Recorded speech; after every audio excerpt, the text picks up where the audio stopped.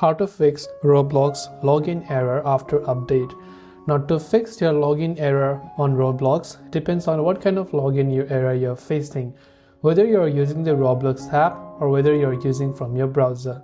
The first thing to check is your network connection and make sure you're not using any type of VPN or proxy settings that could be interfering with your Wi-Fi network. So see first of all if that is the case.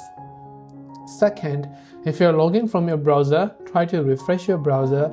If you're logging from the app, try to close and reopen the app.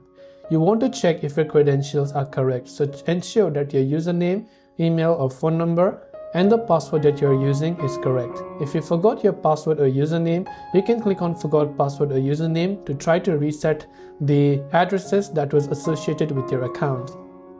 So hopefully one of these may have helped you solve the problem. If you have got any questions, feel free to leave them down. Thanks for watching and see you soon in the next video.